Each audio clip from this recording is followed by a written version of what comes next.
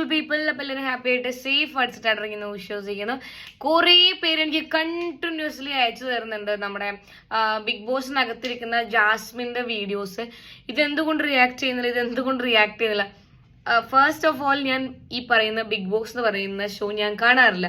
ഇത് കണ്ടിട്ട് റിവ്യൂ ചെയ്യുന്ന എത്രയോ ആൾക്കാരുണ്ട്, ഈ റിയാക്ഷൻ വീഡിയോ ചെയ്യുന്ന ആൾക്കാർ തന്നെ ചെയ്യുന്നുണ്ട്. സോ അതായിരിക്കും ബെറ്റർ എന്ന് വിചാരിച്ചിട്ടാണ് ഞാൻ ചെയ്യാണ്ടിരുന്നത്.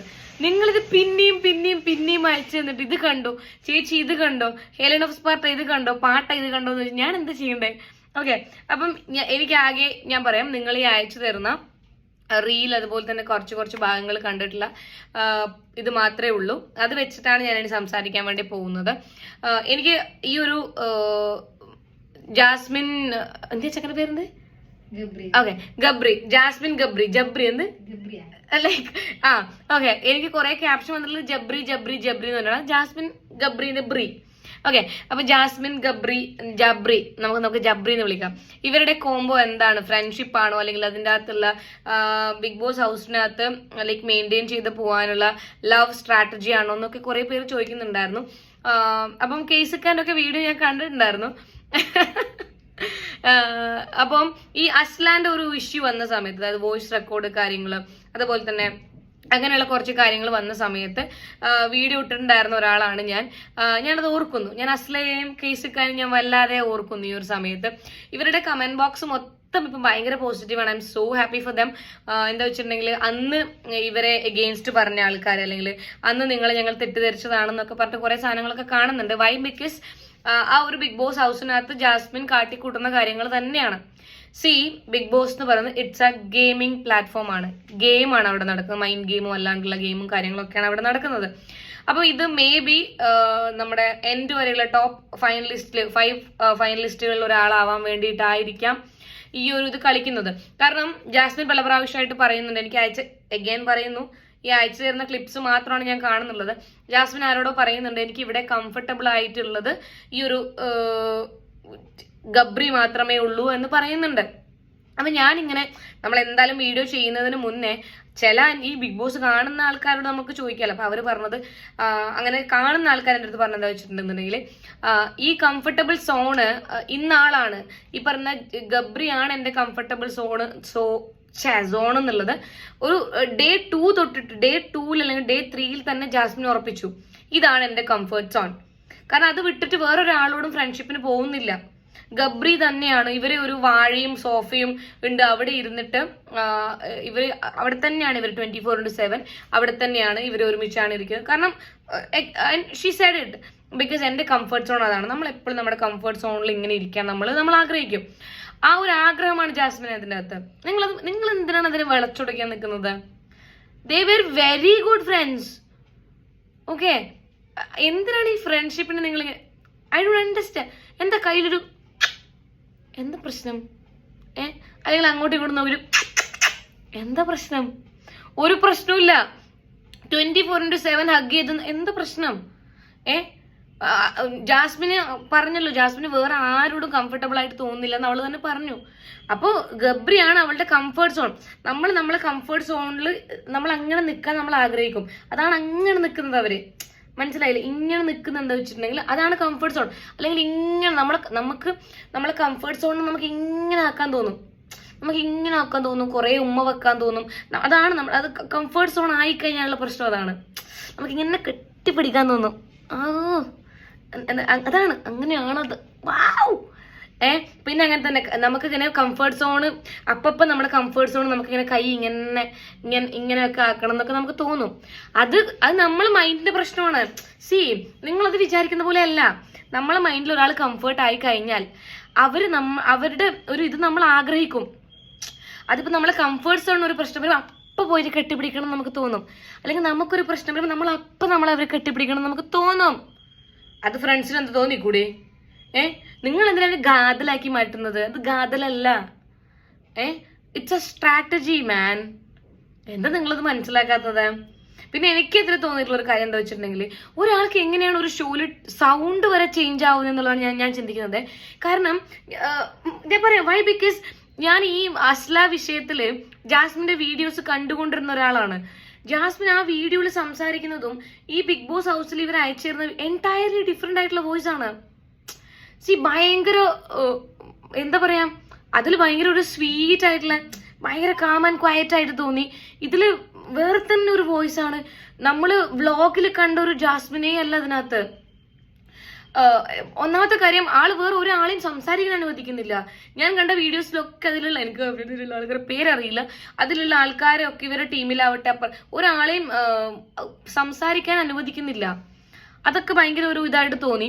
പിന്നെ വേറൊരു ക്ലിപ്പ് അയച്ചു തന്നിട്ടുണ്ടായിരുന്നു, ഇവർ ഒരുമിച്ച് കിടക്കുന്നു. അതായത് ഇവരുടെ അവർക്കുള്ള അവരാ ബാഡ്ജ് എന്തായിരുന്നു, അതെ, അപ്പൊ അത് അവരുടെ ഒരു പവർ ആ ഒരു ഹൗസിനകത്ത് അവർക്ക് സെപ്പറേറ്റ് ആയിട്ടുള്ള അതിൽ ഇവർ ഒരുമിച്ചാണ്, ലൈക്ക് ഒരേ ബെഡല്ല, ഒരുമിച്ചാണ്. പക്ഷെ അത് സീ ഗൈസ്, നമുക്ക് നമ്മുടെ കംഫർട്ട് സോണിൽ കിടക്കാൻ പാടില്ലേ? എന്ത് കംഫർട്ട് സോണിന്റെ ഒപ്പം കിടന്ന എന്താ പ്രശ്നം? It's Har comfort zone. നിങ്ങളത് മിസ്അണ്ടർസ്റ്റാൻഡ് ചെയ്യരുത്. പിന്നെ കുറെ ആൾക്കാർ ഒരു ട്രോൾ അയച്ചു തന്നിട്ടുണ്ടായിരുന്നു. ഒരു ഇന്റർവ്യൂവിന്റെ അകത്ത് അവള് പറഞ്ഞു, I don't use perfumes because അത് ഹറാമാണ്, നമ്മുടെ കയ്യിൽ ഹറാമാണ്, പെർഫ്യൂംസ് യൂസ് ചെയ്യാൻ വേണ്ടി പറ്റില്ല എന്നൊക്കെ ഉള്ളത് പറയുന്നുണ്ടായിരുന്നു. ഞാൻ എപ്പോഴും ഉണ്ടല്ലോ, എനിക്ക് അറിയുന്ന ആൾക്കാരുടെ അടുത്തും പറയാറുണ്ട്, നമ്മൾ ഇന്റർവ്യൂസ് കൊടുക്കുന്ന സമയത്ത് ഒന്നെങ്കിൽ നമുക്ക് 2 തരത്തിൽ കൊടുക്കാം. ഒന്നെങ്കിൽ നമ്മൾ പഠിച്ച കള്ളന്മാരായിരിക്കണം എന്നെ പോലെ. അതായത് നമ്മൾ ഇന്റർവ്യൂവിൽ ഒന്ന് പറയണം, പിന്നെ ബാക്കിയുള്ളവരെ പുറത്തുനിന്ന് ഒന്നായിരിക്കണം. പക്ഷെ നമ്മൾ അതിൽ എൻറ്റയർലി ഡിഫറെന്റ് ആയിരിക്കും. അല്ലാത്ത പക്ഷം ഇന്റർവ്യൂസ് കൊടുക്കരുത്. ഇതെങ്ങനെ വെച്ചിട്ടുണ്ടെങ്കിലോ, ഇവർ ഇന്റർവ്യൂ വരുമ്പം വേറെ തന്നെ ആയിരിക്കും. പിന്നെ അതായത് ഇല്ല, അത് പറ്റില്ല, അതെനിക്ക് പറ്റില്ല. എനിക്ക് എൻ്റെ എന്താ വെച്ചിട്ടുണ്ടെങ്കിൽ തട്ട് വിടാണ്ട് എൻ്റെ വാപ്പച്ചി എന്നെ പുറത്തിറങ്ങാൻ സമ്മതിക്കില്ല. ഞങ്ങളുടെ തട്ടമാണ് വേണം ഞങ്ങൾക്ക്, തട്ടം വേണം ഞങ്ങൾക്ക്. ഇല്ലെങ്കിൽ എൻ്റെ വാപ്പയ്ക്ക് അത് പ്രശ്നം, വാപ്പച്ചിക്ക് പ്രശ്നമാവും, ഉമ്മച്ചിക്ക് പ്രശ്നമാവും. അതാണ് ഞങ്ങളുടെ മഹലിൽ. പിന്നെ ഞങ്ങൾ കേട്ടില്ല. പിന്നെ പെർഫ്യൂം ഞങ്ങൾക്ക് പറ്റത്തേയില്ല, പെർഫ്യൂം പറ്റത്തില്ല, പെർഫ്യൂം അത് പറ്റത്തില്ല. അങ്ങനെ പറയാൻ പറ്റില്ല, നമുക്കറിയില്ലല്ലോ. അത് സത്യം തന്നെ ആയിരിക്കാം. പക്ഷെ ഉമ്മാനെയും ഉപ്പാനെയും ഒക്കെ കുറിച്ച് അത്രയും ചിന്തിക്കുന്ന ഒരാള് എനിക്ക് തോന്നുന്നില്ല ജാസ്മിൻ മഹാമണ്ടത്തിയാണെന്ന് എനിക്ക് തോന്നുന്നില്ല. അതിനകത്തുള്ള ഫുട്ടേജസ് പുറത്ത് വരുമെന്ന് ആൾക്കറിയാം. ബട്ട് ഐ തിങ്ക് ആള് വിചാരിച്ചിട്ടുണ്ടാവും ഇത് പുറത്ത് വരുമ്പോൾ അന്തം ഫാൻസുകൾ കുറെ ഉണ്ട്. ഈ അന്തം ഫാൻസുകൾ ഇത് കണ്ണും പൂട്ടി വിഴുങ്ങും എന്നായിരിക്കും ആള് വിചാരിച്ചത്. പക്ഷെ എനിക്ക് അയച്ചു വന്നിട്ടുള്ള എല്ലാ വീഡിയോസിന്റെ കമന്റ് ഞാൻ ഇരുന്ന് വായിച്ചു. മനസ്സിലായില്ലേ? കേരളത്തില് ഇപ്പം ഒരു 80% ആൾക്കാര് ഒരേ പോലെയാണ് ചിന്തിക്കുന്നുള്ളത്. ഓക്കെ, ഇതൊരു സ്ട്രാറ്റജി ആണെന്നും അവരൊരു ഫ്രണ്ട് സോൺ അല്ല അത് എന്നുള്ളതൊക്കെയാണ് ആൾക്കാർ ചിന്തിക്കുന്നുള്ളത്. ഓക്കെ, നമ്മൾ ബാക്കി 30% ബാക്കി 20% നമ്മള്. ഓക്കെ, അങ്ങനെ ആവണം എന്നാണ് എൻ്റെ അഭിപ്രായം.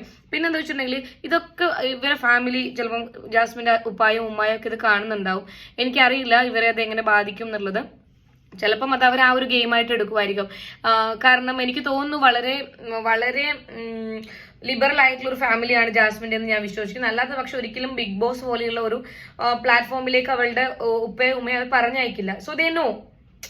ചിലപ്പോൾ ആള് വീട്ടിൽ ഓൾറെഡി പറഞ്ഞിട്ടുണ്ടാവും, പാപ്പ ദാ നമ്മളെ ദീനും ഹറാമും ഒക്കെ സൈഡ് വെച്ചോ, ഞാൻ ബിഗ് ബോസിലേക്കാണ് പോകുന്നത്, അതിൻ്റെ അകത്ത് ഞാൻ എനിക്ക് തോന്നിയ പോലെ കളിക്കും, നിങ്ങൾ ഒന്നും അത് കണ്ട പോലെ നടിക്കണ്ടെന്ന് പറഞ്ഞിട്ടുണ്ടാവും. Because money matters bro. End of the day what matters money. പൈസയാണ് നമുക്ക് എല്ലാത്തിൻ്റെ അടിസ്ഥാനം. നിങ്ങൾ കേട്ടിട്ടില്ലേ, പണത്തിന് മുകളിൽ പരുന്ത് പറക്കില്ല? ഇല്ല ഹേ.